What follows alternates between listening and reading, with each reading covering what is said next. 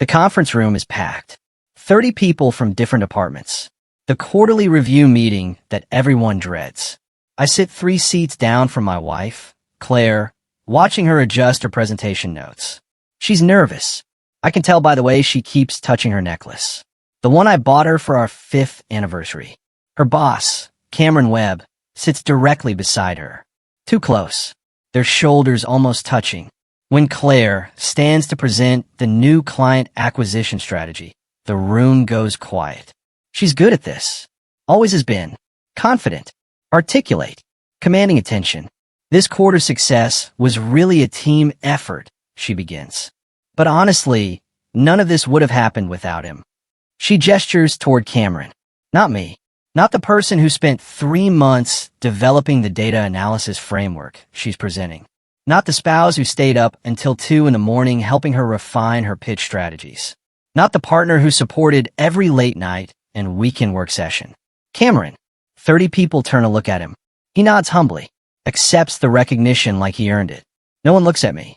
My pen stops mid-note. I smile anyway. The kind of smile that makes your jaw ache. The kind you wear when you're pretending everything is fine while your world quietly collapses. Claire doesn't notice. She's already leaning toward Cameron, sharing a private joke, laughing at something he whispered. The presentation continues. She clicks through slides I helped design, uses phrases I helped her craft. Presence data I spent weeks organizing. Every word of recognition goes to him. Cameron really pushed me to think bigger, she says. His vision made this possible. My phone vibrates once in my pocket. A text from my colleague, Jordan. Are you seeing this? I don't respond. Just keep smiling. Keep taking notes like a professional. Keep pretending I don't notice my wife erasing me from my own work. The applause at the end is polite. Automatic. People clapping because that's what you do when a presentation ends. My chest tightens. Not from heartbreak. From clarity. This moment. This public erasure. This wasn't spontaneous. This was planned. Rehearsed. Deliberate. And I have proof. My name is Lauren Whitmore. I'm 37 years old. I work as a senior analyst at Meridian Solutions, a consulting firm in Seattle. I've been with the company for 9 years. Started as a junior analyst. Worked my way up. Built my reputation on being thorough, reliable, invisible. The person who makes everyone else look good.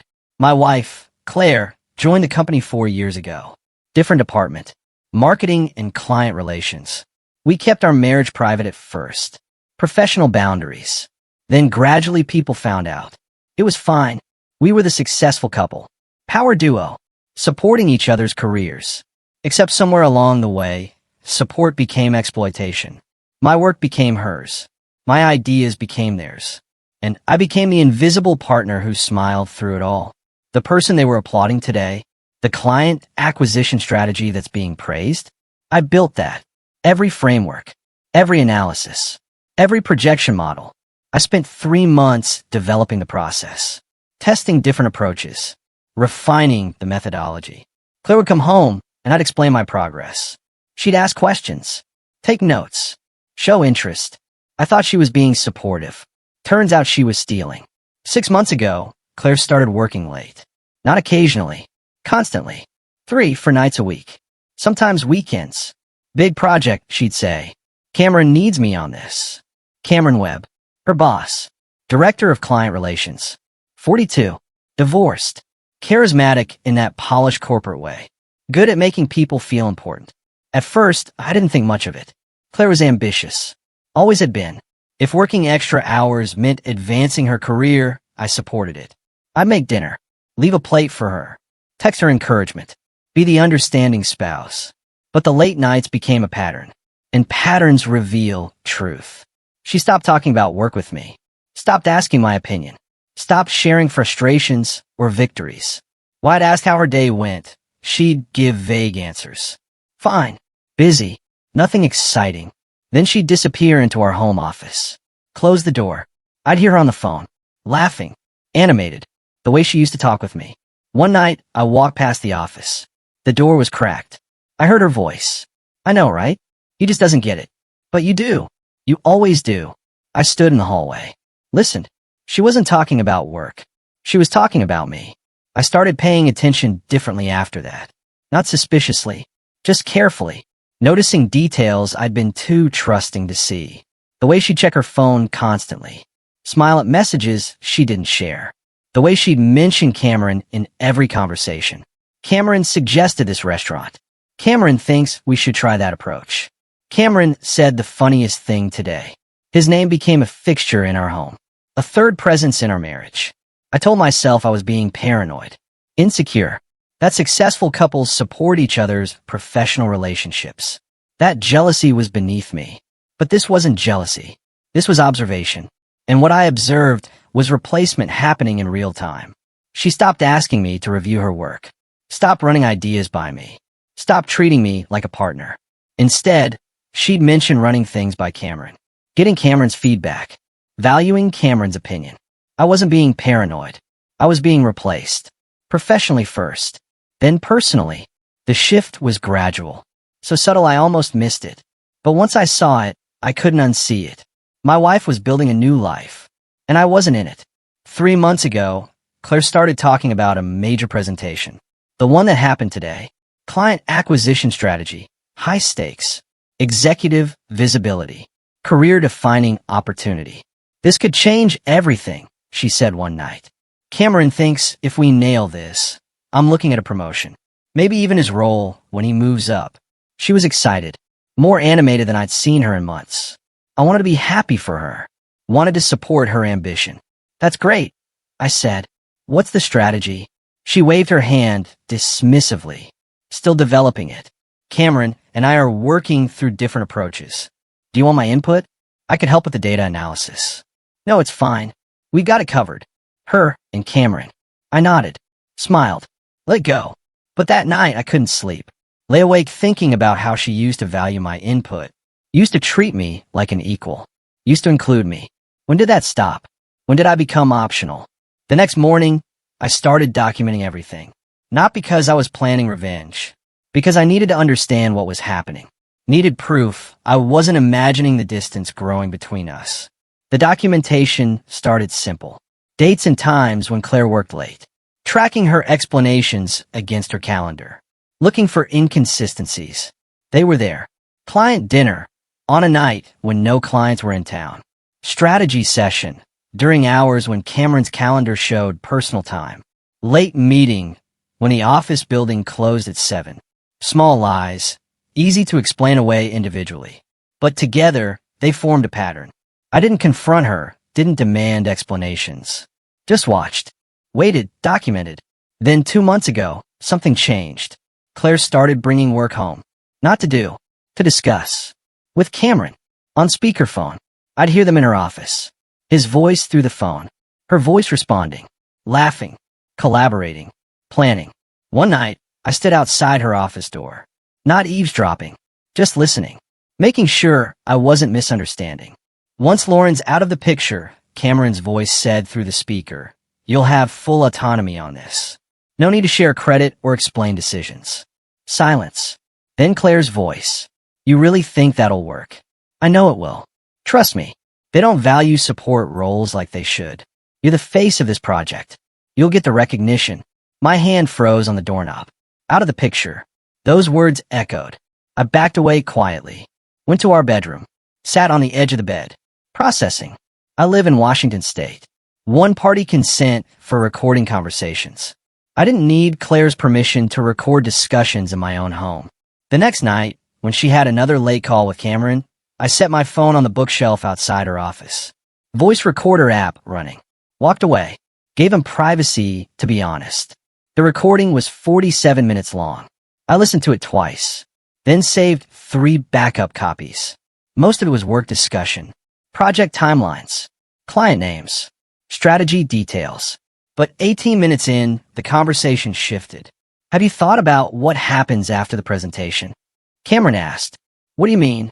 "I mean with Lauren. With your situation." Claire's laugh. "Nervous." "My situation. Your marriage. We both know it's not sustainable long term. Not if you want to keep advancing. It's complicated. It doesn't have to be. You're building something here. Something real. With me. With the company. With your future. Lauren's comfortable. But comfortable doesn't drive success.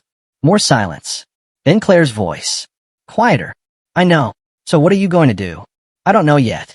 But after this presentation, after I prove what I can do, I'll figure it out. We'll figure it out, Cameron corrected. Together. Together. That word. Spoken with intimacy, I recognized. Intimacy that used to be mine. I stopped the recording. Sat in silence. Not crying. Not angry. Just clear. My wife wasn't just stealing my work. She was planning to steal my life. Replace me entirely. I didn't confront Claire that night. Didn't play the recording. Didn't demand explanations. Instead, I started organizing. Every document I'd worked on related to her project. Every email where I'd shared analysis or suggestions. Every timestamp showing when I'd created frameworks she was now claiming. Every piece of evidence proving the work was mine. I created a folder. Backed it up 3 ways. Cloud storage. External drive. Email to my personal account. Then I started cross-referencing. Looking at Claire's work history. Her previous projects. Her claimed accomplishments. Found more patterns. Ideas I'd helped develop that she'd presented as her own. Strategies I'd suggested that became her initiatives. A 3-year pattern of taking credit for collaborative work while slowly erasing my contribution. I wasn't the victim of a sudden betrayal. I was the victim of systematic exploitation that I'd been too trusting to recognize. Arrogance leaves trails. People who take credit they haven't earned get comfortable. Sloppy. They stop covering their tracks because they think no one's watching. Claire and Cameron thought I was too passive to notice. Too supportive to question. Too in love to protect myself. They were wrong. 2 weeks before the presentation, an executive review meeting was announced. Mandatory attendance for all senior staff. Purpose: finalize Q4 strategy and assign leadership roles for next year's major initiatives. Claire came home excited. This is it. This is where everything changes. The presentation, more than that. Cameron says if I perform well, I'm being considered for associate director. His second in command. She was glowing. Hopeful. Planning a future where she'd succeeded. Where I'd been left behind. That's wonderful, I said. Meaning it. Not the promotion, but the clarity. The confirmation of what I already knew. Will you be there? She asked. At the meeting? Of course. I'm required to attend. She nodded. Distracted. Already thinking about her presentation. Already imagining her moment of triumph. Good. It'll be nice to have support there. Support. That's what I'd become. Background decoration. Someone to nod and smile while she took credit for work I'd done. I'll be there, I said. Actually, I was thinking of volunteering to present some supporting data. Context for your strategy. Claire looked uncertain. I don't know if that's necessary. Cameron and I have it pretty well covered. Just preliminary analysis. 5 minutes. It'll strengthen your presentation. She considered it, probably calculating whether my presence would help or hurt her moment. Okay, if you think it'll help. I do. I smiled. She smiled back, neither of us knowing what was coming. The morning of the presentation, Claire woke up early. Spent an hour getting ready. Power suit. Perfect makeup. Hair styled professionally. She stood in front of the mirror, practicing her opening lines. I watched from the doorway. You look great, I said. She turned. Smiled. Thanks. I'm nervous. Don't be. You've prepared well. We prepared well. Cameron's been incredible through all this. Always Cameron. Even in our bedroom, getting ready for the most important meeting of her career, she was giving him credit. I'm sure he has, I said. We drove separately to the office. Claire wanted to arrive early. Get set up. I told her I had an errand first. Would meet her there. Really, I needed time alone. Time to review my own presentation. The one Claire didn't know was coming. I sat in my car in the parking garage. Laptop open. Checking files one last time. The recording. The documentation. The evidence. Everything organized. Professional. Undeniable. My phone buzzed. Jordan again. Good luck today. Whatever you're planning. I'm here if you need backup. I told Jordan some of what was happening. Not everything. Just enough. Jordan had been supportive. Angry on my behalf. Ready to testify if needed. Thanks, I texted back. It'll be over soon. One way or another. Truth was about to have its moment. The conference room filled quickly. Executives at the head of the table. Department heads along the sides. Senior staff like me in the back rows. Claire and Cameron sat together at the presentation end. Her laptop connected to the projector. His notes spread in front of him. They looked like partners. Like a team. Like they belonged together. I sat 3 seats away. Close enough to see them. Far enough to not be included. Claire kept touching her necklace. Nervous gesture. Cameron leaned over and whispered something. She laughed quietly. Nodded. Relaxed slightly. The meeting started with standard updates. Budget reviews. Timeline confirmations. Boring necessary business that everyone tolerated. Then Claire's presentation. She stood. Smoothed her blazer. Clicked to her first slide. Good morning, everyone. Today I'm excited to share our new client acquisition strategy. This has been months of development and testing, and I believe it's going to transform how we approach new business. Her voice was steady, confident. She clicked through slides, explained frameworks, showed data projections, everything I'd helped create, everything I'd spent months developing, presented as her vision, her work, her success. When she got to the slide about attribution models, I recognized every formula, every calculation, every assumption, because I'd written them.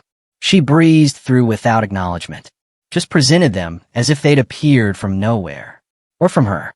15 minutes into her presentation, Claire said the words that made my chest tighten.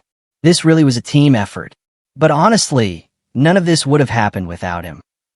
She gestured to Cameron. He smiled, nodded humbly, accepted the recognition.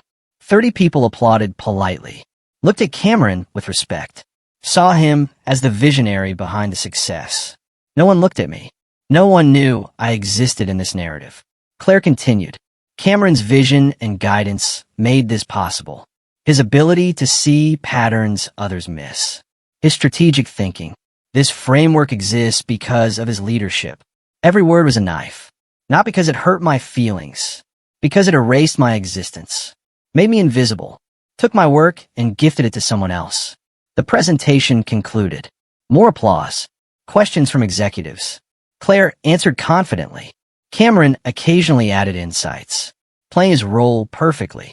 When questions ended, the moderator looked ready to move to next agenda items. That's when I raised my hand. Before we finalized leadership assignments, I said clearly, "May I clarify something about the methodology presented?" The room went quiet. Everyone turned. Claire's expression flickered. Surprise. Then concern. "I have some supporting documentation that provides context," I continued. "It'll only take a few minutes." The moderator looked at Claire. She nodded slowly, uncertainly. What else could she do? I stood up, walked to the front, connected my laptop to the projector. The room waited. Silent. Curious. I opened my presentation. Clean. Professional. No drama. Just data. The framework Claire presented is excellent. I began. I'd like to provide some background on its development. First slide. Timeline. Showing when each component was created. Dates spanning 3 months. All before Claire claimed to have started working on the project. These timestamps show the original development phases. Each element built on previous analysis. Second slide. Email headers. My name is sender. Claire, as recipient. Subject lines about strategy frameworks and data models. Documentation of collaboration and information sharing throughout the development process. Third slide. File metadata. Creation dates. Author names. Edit histories. All pointing to me as the original creator. Technical documentation confirming the source of each analytical component. The room was completely silent. People leaning forward. Reading. Processing. Claire had gone pale. Cameron was staring at his notes. Refusing to look up. I advanced to the next slide. Now, I'd like to address something directly. I clicked play on the audio file. Claire's voice filled the room through the speakers. Clear. Unmistakable. Once Lauren's out of the picture, you'll have full autonomy on this. No need to share credit or explain decisions. Cameron's voice responding. I know it will. Trust me. They don't value support roles like they should. You're the face of this project. You'll get the recognition. The recording continued. 47 seconds of conversation. Planning. Plotting. discussing how to eliminate my involvement and take full credit. Every word clear, undeniable, damning. When it ended, the silence was absolute. Someone dropped a pen. The sound echoed like a gunshot. Claire's face had gone from pale to red. Cameron was frozen, staring at the table, unable to meet anyone's eyes. I stood calmly at the front of the room, not emotional, not angry, just presenting facts. This recording was made legally in my home 2 months ago, I said. I'm in a one-party consent state. I have additional documentation, including full transcripts, if needed for review. The head of HR, Patricia Morrison, leaned forward. Is this recording authentic? She asked carefully. Completely. I can provide the original file, metadata, and verification from independent audio forensics if needed. Patricia nodded slowly, looked at Claire, at Cameron, at the executives around the table. I think we need to adjourn this meeting immediately. Lauren, please send all documentation to my office within the hour. Claire, Cameron, please remain available for follow-up discussion. Her voice was professional, controlled, but I could see the fury underneath. The betrayal of company values. The liability. The meeting ended abruptly. People gathered their materials in silence. No one spoke. No one made eye contact with Claire or Cameron. They just left quickly, escaping the tension. I disconnected my laptop, packed my materials, walked toward the door. Claire stepped in front of me in the hallway. Lauren, wait. Please. We need to talk. I looked at her. This woman I'd loved for 8 years. Married for 6. Supported through career changes and challenges. Trusted completely. No, I said quietly. We don't. You don't understand. It's not what it sounded like. It's exactly what it sounded like. You and Cameron planned to eliminate my involvement and take credit for my work. Your own words confirmed it. I was just venting. I didn't mean. You meant every word. And you acted on it. In front of 30 people, you erased me from work I created. You gave credit to your boss. I paused. Didn't say the word. Didn't need to. This isn't about one presentation, I continued. This is about months of systematic theft. My ideas, my work, my effort, all repackaged as yours. Claire's eyes filled with tears. I'm sorry. I'm so sorry. I got caught up in ambition and I lost sight of me, of us, of basic honesty. I stepped around her, kept walking. She didn't follow, just stood in the hallway, alone. Consequences had started, and they were only beginning. I went to my office, sent all documentation to HR as requested. Then I sat at my desk, staring at my computer screen, feeling nothing, not satisfaction, not sadness, just exhaustion. Jordan came by, knocked on my door frame. I heard what happened. Everyone's talking about it. I'm sure they are. Are you okay? I consider the question. I don't know yet. Ask me next week. Jordan nodded. For what it's worth, you did the right thing. What you did was wrong. What they both did. I know. Do you need anything? Just space. And time. Jordan left. I spent the rest of the day at my desk, working, focusing on normal tasks, letting the corporate machinery handle the fallout. At 4:30, Patricia Morrison called. Lauren, can you come to my office? I walked down to HR. Patricia's office was private. Door closed. Another woman was there. Outside counsel. Attorney specializing in workplace ethics. Lauren, thank you for coming, Patricia began. We've reviewed your documentation. I need to be clear. What happened today is being taken very seriously. We're launching a full internal investigation. External audit of all projects Claire has worked on. Review of Cameron's management practices. I understand. We also need to discuss your situation. Your role. Your future here. That caught my attention. Are you firing me? The opposite. We're protecting you. And we want to make sure you're treated fairly moving forward. The investigation took 3 weeks. During that time, Claire was placed on administrative leave. Cameron was suspended pending review. I continued working. Normal schedule. Normal projects. But everything felt different. People looked at me differently. With respect. With sympathy. With curiosity.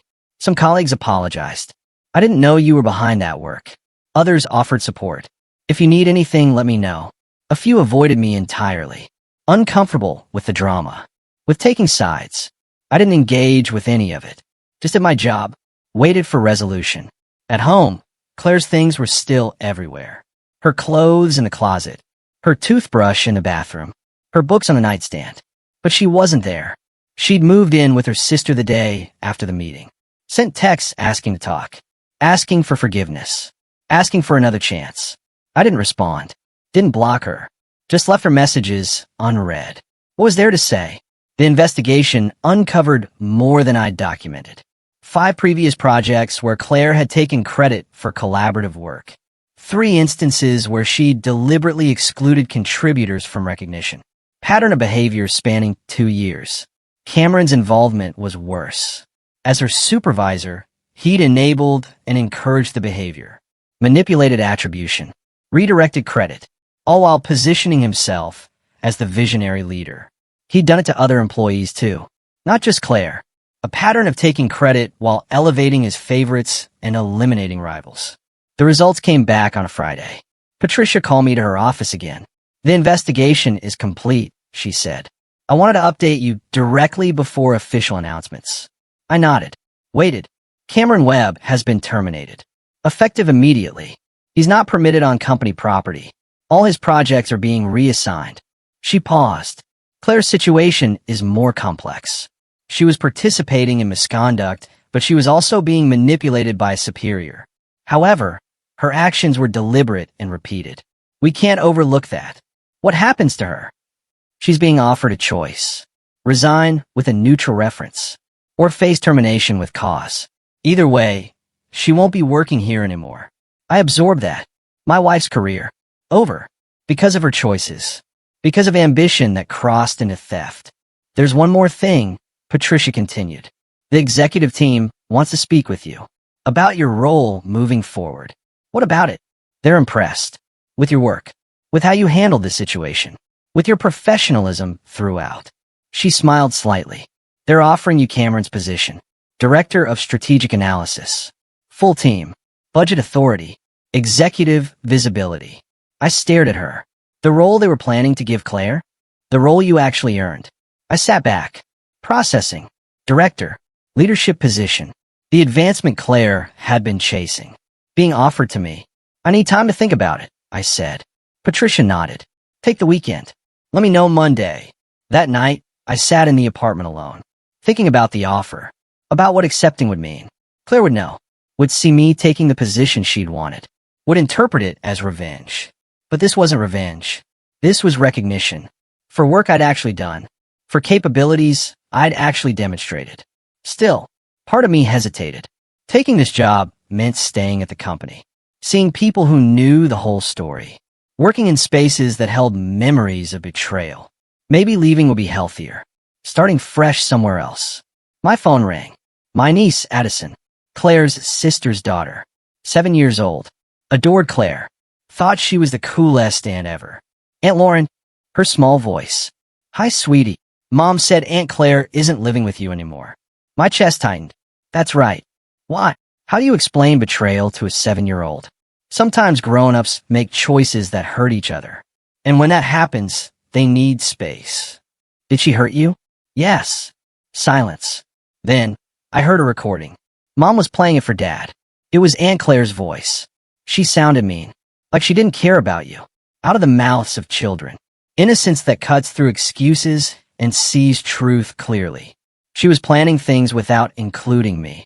I said carefully. That hurt my feelings. I'm sorry she was mean to you. You're nice. You don't deserve mean. I felt tears for the first time since this started. Thank you, sweetie. Monday morning, I accepted the position. Director of Strategic Analysis. Cameron's old office. His old team. His old authority. But my own vision. My own leadership. My own recognition. The announcement went out company-wide. Reactions were mixed. Some people congratulated me. Others whispered about how I'd gotten a role. About whether I'd manipulated the situation. I ignored the whispers. Focused on the work. On building trust with my new team. On proving I deserve this position based on capability, not circumstance. 2 days later, Claire resigned. Didn't fight. Didn't argue. Just quietly accepted the neutral reference and left. Her official reason was pursuing other opportunities. Everyone knew the truth. Cameron was gone even faster, escorted out by security the day he was terminated. No goodbye, no farewell email. Just gone. His reputation destroyed. His network poisoned. Word spread quickly in our industry. Other companies knew why he'd been fired, knew about the investigation, knew he'd taken credit he hadn't earned. He wouldn't work in this field again, not at any reputable firm. Arrogance doesn't survive daylight. When you build your success on stealing from others, eventually the foundation crumbles. Both of them learned that. Too late. Claire never contacted me again after her resignation. No final conversation.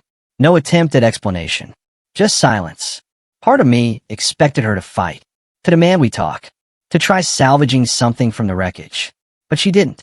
Maybe she understood there was nothing to salvage. Maybe she was too ashamed. Maybe she'd already moved on. I'd heard through mutual friends that she'd moved to Portland, found work at a smaller firm, took a step back in her career, was keeping a low profile. Good. I hoped she'd learned something. Hoped she'd changed. But I didn't care enough to check. She was my past now, and I was building my future. I filed for divorce 3 weeks after taking the new position. Quick. Clean. No contest. We had a prenup. No kids. Straightforward asset division. She signed everything without argument. The divorce was final in 4 months. Faster than the marriage had lasted. Easier than I'd expected. Freedom, it turns out, is quiet. Not dramatic or triumphant. Just peaceful. Just space to breathe without walking on eggshells. Just the absence of betrayal waiting around every corner.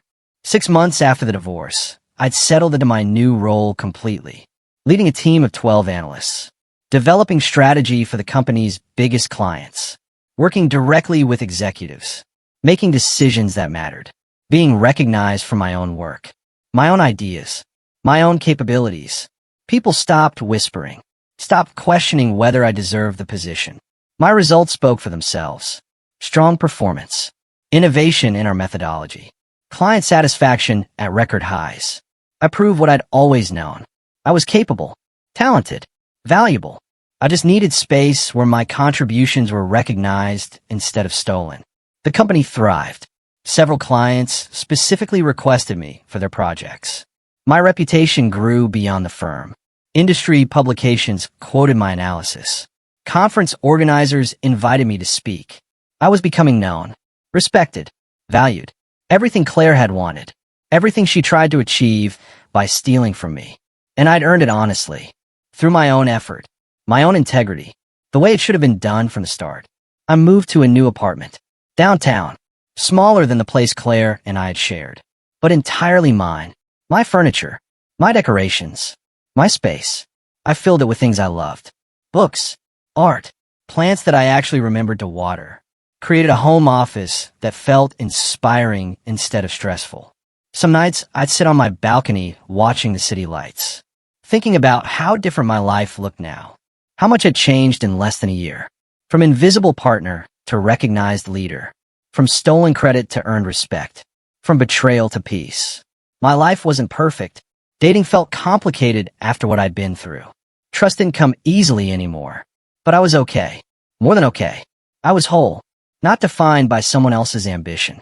Not diminished by someone else's selfishness. Just myself. Complete and capable and free. And that was enough. More than enough. Friends asked if I regretted the way things ended. If I wished I'd handled it differently. Kept things private. Avoided public exposure. I always said no. Because the truth needed daylight. Theft needs to be called theft. Betrayal needs to be named. And silence protects the wrong people. A year after the meeting, I attended an industry conference. Large event. Hundreds of attendees. I was scheduled to speak on a panel about innovative analysis frameworks. As I waited backstage, someone approached. Cameron. I hadn't seen him since his termination. He looked different. Older. Worn. Less polished. Lauren, he said. Can we talk? No. I just want to apologize. I don't need your apology. I know what I did was wrong. How I manipulated the situation. How I encouraged Claire to stop. I looked at him directly. You made choices. You faced consequences. That's the end of our story. He nodded. Stepped back. Walked away. I watched him go. Felt nothing. No anger. No satisfaction. Just indifference. That's how I knew I truly moved on.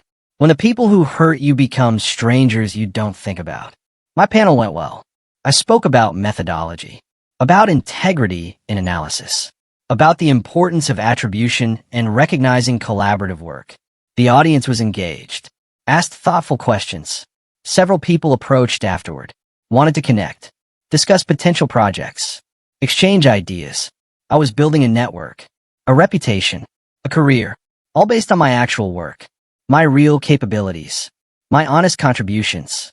This is what success looks like when you earn it yourself, when you don't take shortcuts, when you protect your integrity over your convenience. I didn't win by humiliating Claire. I won by telling the truth calmly, by documenting facts, by presenting evidence without emotion, by letting everyone else see what I'd seen, by refusing to stay silent when silence served betrayal. Some people confuse silence with weakness. Think quiet people are easy targets. Think nice people won't defend themselves. They're wrong. Some of us are just waiting for the right moment to speak. And when we do, truth has more power than any manipulation. I learned that lesson, lived it, and now I'm building a future where I never forget it, where boundaries are firm, where recognition is earned, where my work belongs to me. And anyone who tries to take what's mine will face the same consequence Claire and Cameron did. The truth, spoken clearly, at exactly the right moment. That's not revenge. That's justice. And it's the most powerful response to betrayal I've ever known.